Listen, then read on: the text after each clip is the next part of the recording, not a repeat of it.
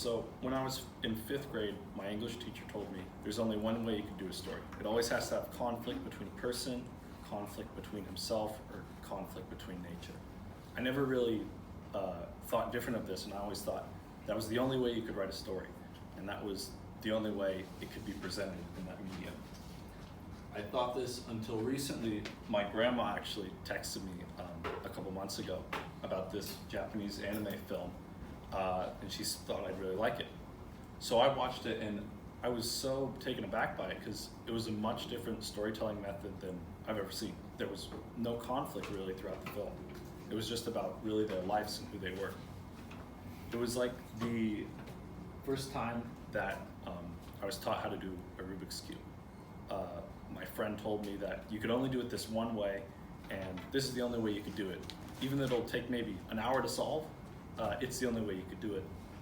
Until I started to look on YouTube, and there was a lot more ways you could do it, and ways that were specific to making it faster. It's ways specific to make your story different.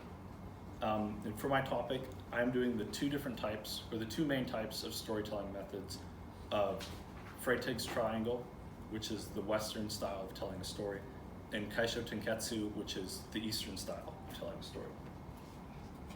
So first we have Freytag's triangle, or the dramatic structure. What is it?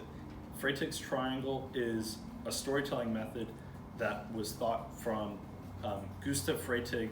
According to Paul Gorman, he thought particularly of Greek tragedies and Shakespeare dramas about what were all the underlying factors that they had in common. And he figured out that it was a 5 triangle or pyramid structure that always ends out the same. And a side note, if it was in a movie, it would be often the first act is 30 minutes, the second act is 60 minutes, and then the third act is 30 minutes of conclusion. This is what the triangle looks like. So first you have your exposition, where you introduce the characters.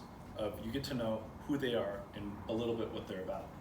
You then hit the inciting incident, which kicks off their journey or whatever they're going through, which ramps up to the rising action of the leading to the climax of the event that they're going to undertake or challenge that they have to overcome.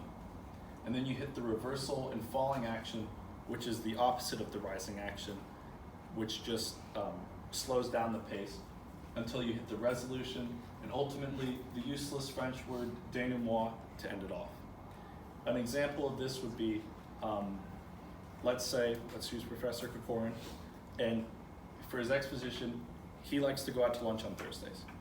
And his inciting incident would be, he decides he really wants to go to Five Guys. Rising action would be he's driving to Five Guys and making sure to make it there before the lunch rush at 12:15. The complication would be he's there and he sees a ton of people out front, and there's a ton of cars and there's a ton of people in the parking lot, and he's wondering, oh no, should I stay, should I go? And then he hits the climax of he goes inside and there's a huge line of 3 people, and he decides, should I go or should I stay? And at the climax is where he decides his ultimate choice that he's going to stay there.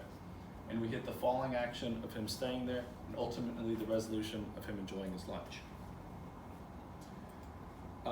The origins of, and the first incident of seeing the Freytag's triangle is the Odyssey. I know a lot of you guys know this as the high school book that you pretend like you read and did a lot of spark notes for it and still failed the quizzes. But it's actually a story that has been used in the style that has been used for ages. And according to Susan Christensen, the Odyssey was so popular that the Pope in 1725 had his own copy of the book. And it was a sign of intelligence and a well-read nature, and ultimately the way that a story should be presented. As I've told you about Freytag's triangle and the origins of who started it, I'll now be discussing the Eastern style of Kaisho Tenketsu, or a story with no conflict.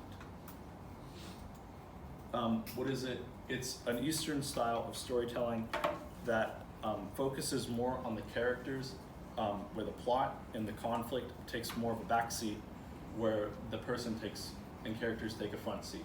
It allows for a more creative and different outlook on a story.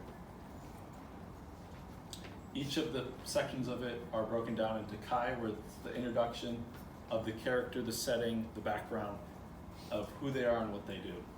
Then Show, the development of further introducing the character and understanding more about their lives and who they are. Then 10 of the twist of the story, where it takes in a different direction that you wouldn't have seen, or a contrasting view that you wouldn't have thought. And then Ketsu, the conclusion of a way to tie it together that the twist made sense. This is how it looks compared to Freytig's Triangle, where it has an event at the top, but instead of a climax, there's a twist. And the twist allows for a large variety of things to happen and occur. Where it could be, using the Krikoran example of him going to lunch, the introduction and development, you get to know more about him and why he goes to lunch and what he likes to order. And the twist could be anything. Anything could happen in that twist, as long as the conclusion ties it together and makes sense with the character and his decisions. And the origins of it date back to Journey to the West. Journey to the West is the equivalent of the Odyssey, but which was from China.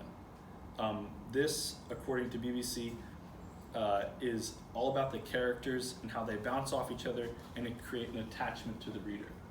All the individual characters mean something to you, unlike the Odyssey, where it's just about Odysseus and his journey, and everybody else in the book points further towards his development and his ultimate goal of returning home. Well, this is more about the journey instead of the destination of the Odyssey. And as we've talked about the Western storytelling and the Eastern storytelling, I'd like to conclude you with a lasting thought of really any way storytelling is like the structure of a body. You have your structure of any way that you want to have it, or the two main styles that you use.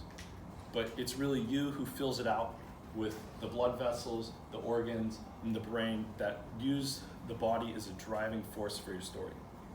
And to pull it out even further, anything that you do has a different approach and different way to do it. There isn't just one set way to approach a story or one set way to approach a problem. There's specific ways to approach all things, and you could find something definitely that will help you approach a problem better and help you understand it further. Thank you.